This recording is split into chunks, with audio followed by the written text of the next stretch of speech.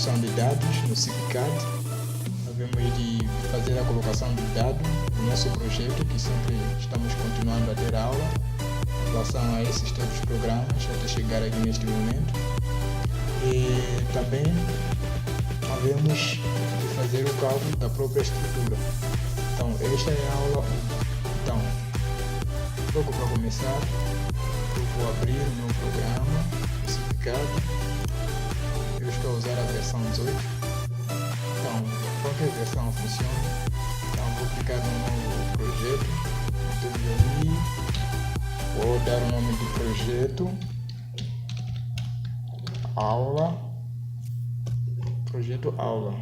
Aqui eu vou dizer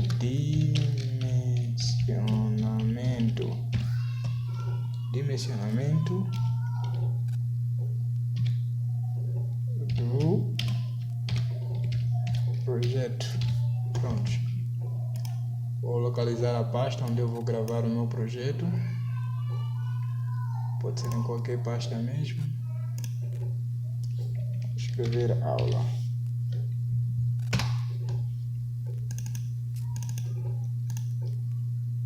Ok. Não. Então, a opção obra vazia, para o nosso caso. E daí vou configurar os dados. Vou configurar a questão de regulamentos. Então, no caso de regulamento, o que nós temos? Para betão, eu vou utilizar Eurocódigo mesmo. Podem usar também Rebap, não tem nenhum problema, mas eu prefiro usar Eurocódigo. Para a questão de aço, também Eurocódigo e os outros materiais de companhia. Mas os principais são esses, principalmente na questão do betão.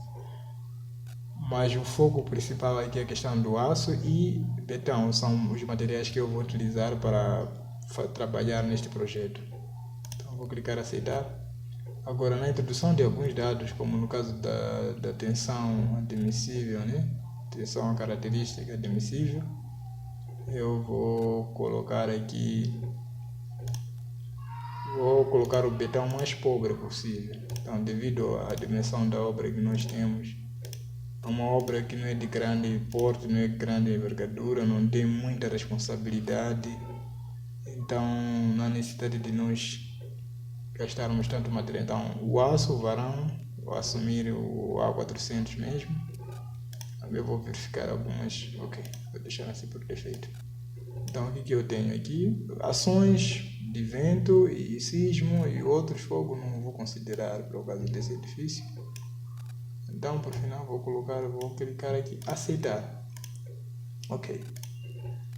Logo que clicar aceitar, então vou ter esse campo de trabalho, vou configurar os pisos. Temos a opção independente, agrupado entre si. Vou clicar a opção independente, os pisos e as plantas vão ser independentes. Então teremos, para este caso, 2 pisos somente. Primeiro temos o rei do chão. Rei do chão. O segundo temos cobertura. Aqui vou colocar 0.80 no caso da escavação da fundação, e entre os dois vou colocar 2.80 entre o rei do chão e a cobertura. Sobrecarga, então aqui é onde nós vamos consultar alguns regulamentos, principalmente na questão da sobrecarga. Então, na questão da sobrecarga, o que nós temos aqui como carga, maior carga, é simplesmente a cobertura. Então, os restantes, que são os elementos construtivos, eles já são suportados pela própria fundação e depois dali a carga é transmitida para o solo. Estou a falar das paredes externas, assim como internas do edifício, mas lá em cima, na questão da cobertura, nós podemos observar que de fato há necessidade de suportar aquela cobertura toda. Então, nós vamos ter que consultar o nosso regulamento. Então, tenho aqui o RSA, aqui bem na página do PDF 17, dando algumas informações. Página 17, página 16, ok. Que vem no artigo 34, fala sobre sobrecargas em coberturas. Temos a nossa, o nosso ponto em causa é o ponto 34.1, né? Que fala sobre sobrecargas. Aqui na linha A diz que que fala sobre coberturas ordinárias. Temos as coberturas que em virtude de sua forma, curvatura ou inclinação, ou pela natureza dos elementos de construção que os constituem, não permitem fácil circulação de pessoas, ou seja, lá não há circulação de pessoas, é um lugar praticamente isolado. Pode haver circulação de pessoas, mas em caso de alguma atividade, ou seja, há um reparo, há um arranjo, aí sim. Então, está-se a falar desses locais, não há frequência de circulação de pessoas nesse local. Então, designa-se por coberturas ordinárias, ou seja, coberturas comuns, em outra linguagem. Então, na linha 34.2 do artigo, no ponto 34.2 do artigo, na linha A, que já sustenta o outro ponto, diz que uma sobrecarga uniformemente distribuída de 0,3 kN por metro quadrado em planos horizontais. Claro que para o nosso caso não é um plano horizontal, é oblíquo. E uma sobrecarga concentrada única de 1 kN a considerar apenas no dimensionamento dos elementos secundários e não simultaneamente com a sobrecarga uniformemente distribuída. Ou seja, elementos secundários são elementos que não têm nada a ver com a própria cobertura, mas em algum momento eles estão a fazer alguma coisa nessa cobertura. Eu, por exemplo, posso assumir como no caso de, por exemplo, reservatório, depende. Não, acredito que seja neste caso também. Tem um caso de... Existem várias coisas que nós podemos colocar lá na cobertura.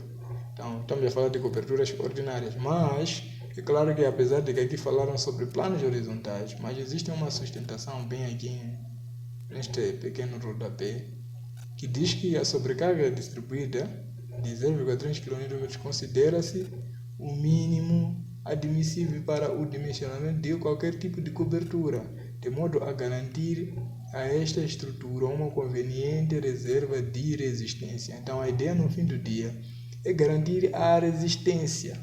Então, esse 0,3 ele conta com tudo, com existência de alguém lá em cima, com colocação de qualquer coisa que não, claro que não comprometa a própria cobertura. Então, é mais ou menos isso. Então, para o nosso caso, nós podemos considerar 0,3 kN.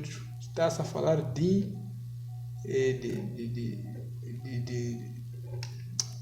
está-se a falar de cobertura, de qualquer tipo de cobertura. Então, no nosso caso também podemos considerar para o nosso caso.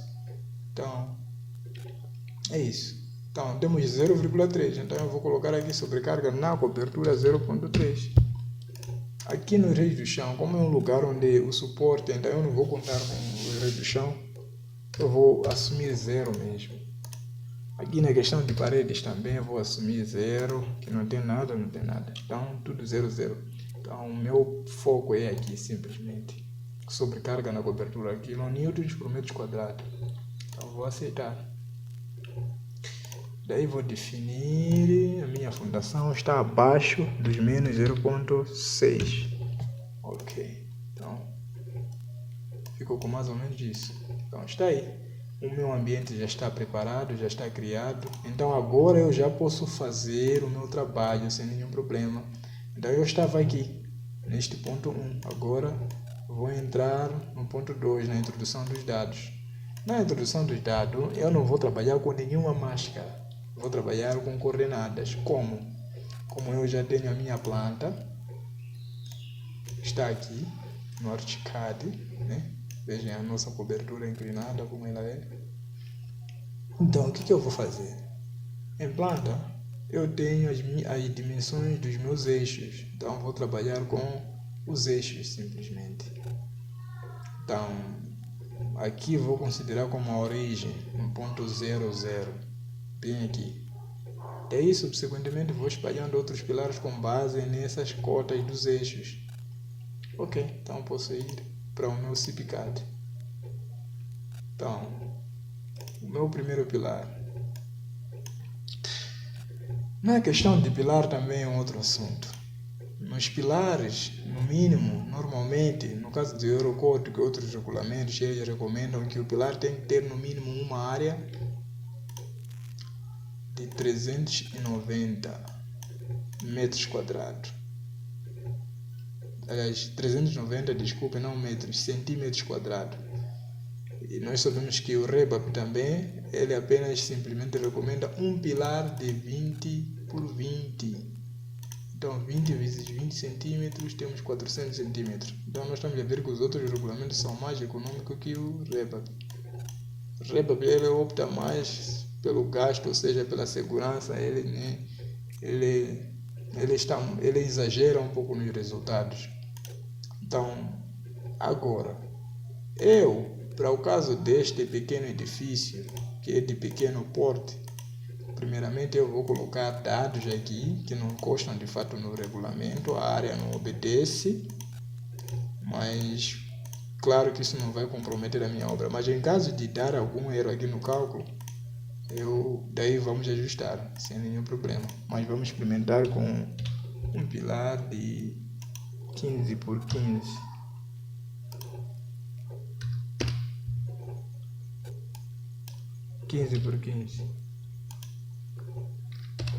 Um pilar de 15 por 15. Ok. Aceitar. Este aqui é o primeiro pilar. Vamos trabalhar com o sistema de coordenada. Vou lançá-lo aqui. O primeiro pilar. O segundo pilar, que está a uma distância de 4.15. Enter. E o outro pilar, que está a uma distância de 3.15. Enter. Assim sucessivamente. Temos o outro pilar, que está a uma distância de 4.15 também. Enter. Ok. E temos outro pilar, aqui já faço a introdução, né? Ok. Então, a nossa estrutura está mais ou menos assim. Agora, se nós formos parar para observar no ArchiCAD, nós já vamos de ver que isso engloba até a varanda, mas eu não quero contar com esses dois pilares. Esses dois pilares, por questões construtivas, já haverão de ser feito lá. Pode-se colocar um pilar da mesma secção que esse, que nós já vamos de calcular, mas eu só vou considerar esta parte, né? Contando com as nossas vigas. Se vocês foram parar para observar aqui, a interligação desses pilares com esse edifício é de outros materiais. Então,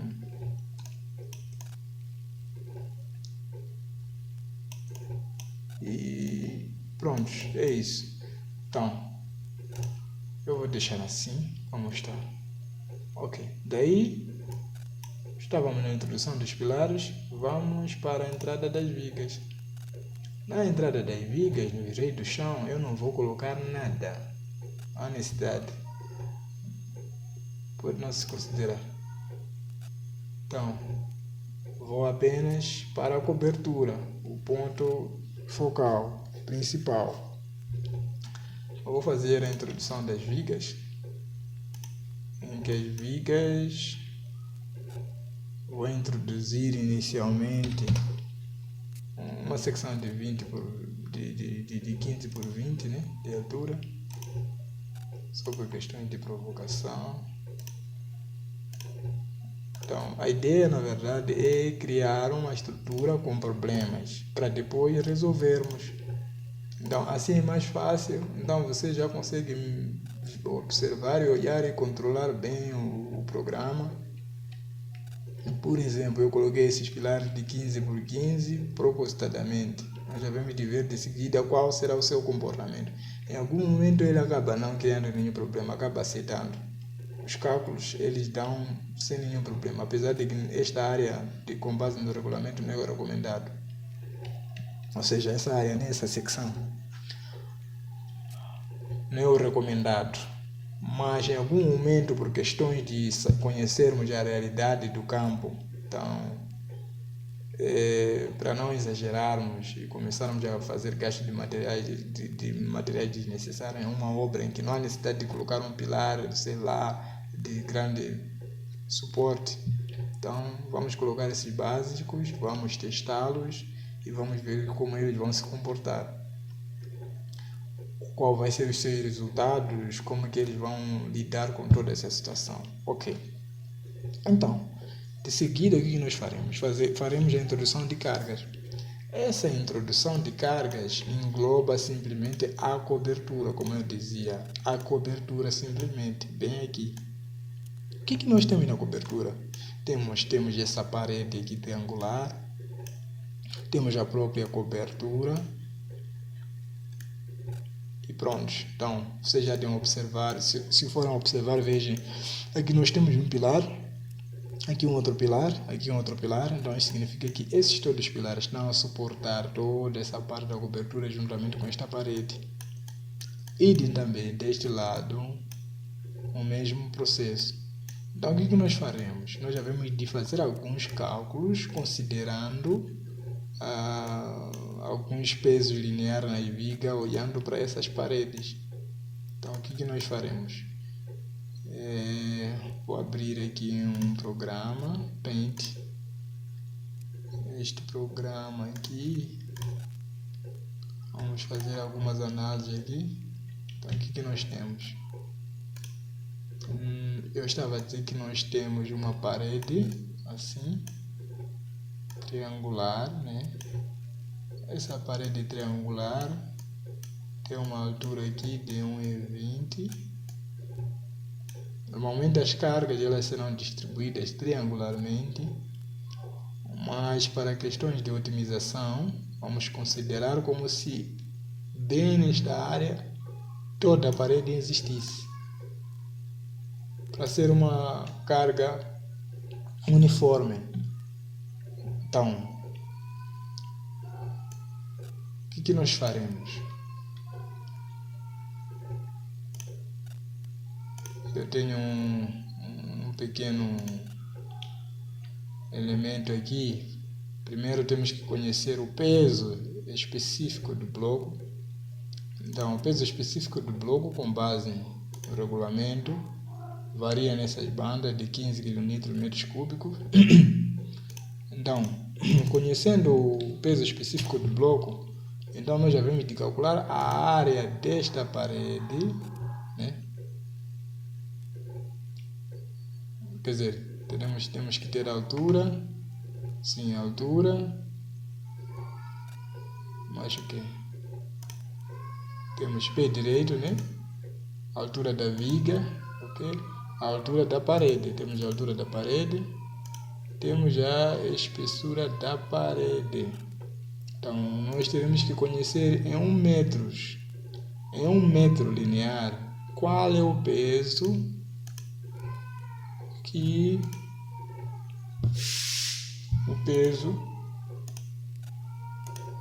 se dá, né? Então, nós o que nós faremos? Nós, como sabemos que a nossa cobertura tem 1 metro, vamos precisar deste metro, mais 1 metro para cá, né? 1,20 m, mais outro metro lineares, que são nossos metros lineares, que é 1 metro mesmo, né? Precisamos de calcular. Então vamos ter a área. Então, vezes a espessura, né? A espessura do bloco, a espessura da parede, neste caso, para nossa parede é de 0,15. Se for de 20 é só mudar. Então, tudo vezes 15, que é o peso específico. Então nós teremos aqui a nossa carga em kN/m², né? Teremos aqui metros cúbicos, aqui temos 1,20, depois temos 0,15, então isso tudo multiplicado, metros quadrados com metros cúbicos, torna-se metro linear. Então teremos uma carga de 2,7 kilonewtons metros. Ok, então vamos no CIP. No CIP havemos de fazer a distribuição das cargas nas vigas. Vamos cargas lineares em vigas. Então cargas lineares em viga, vamos colocar 2,70 e vamos acrescentar. Só acrescentar, nada mais. Terminar. Então depois disto, o que nós faremos? Vamos apagar esses pontos de interrogação. Isso significa que em algum momento ele pede um elemento que esteja lá, que seria a laje. Então, para o nosso caso aqui, nós havemos de ter o teto falso. Então, vamos desconsiderar esse peso de teto falso. Ou seja, o peso da cobertura 0,3, o 0,3 km², ele já engloba tudo isso. Então, daí o que nós vamos fazer? Simplesmente vamos apagar. Então se torna uma área vazia. Então o que nós temos? Mais ou menos isto. E por último, vamos colocar nossas sapatas, né? Vamos aqui em fundação, elementos de fundação, elementos de um só pilar, né? Ok, um só pilar, seja este, não tem problema. Um só pilar, vamos introduzir. E daí vamos calcular a nossa obra. Vamos calcular a nossa obra.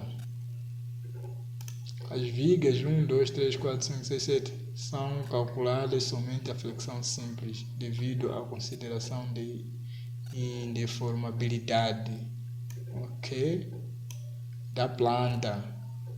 Assim, não se considera as compressões nem trações que possam ter. Se deseja ter em conta os referidos esforços, deve desconectar estas vigas do diagrama rígido com a opção viga-muro. Diagrama rígido em vigas isoladas. Para mais informações, consulte a ajuda deste comando, né? Ok. São calculadas somente a flexão simples. Verdade. A flexão simples. Não, esta flexão simples, na verdade, não se obedece nessas vigas. Então, para que essa flexão simples tenha efeito, não significa que ele deve estar em contato com algum elemento. Nós sabemos que a função das vigas é de receber carga, né, e transmitir-as para os pilares. Essas cargas geralmente elas partem das lajes.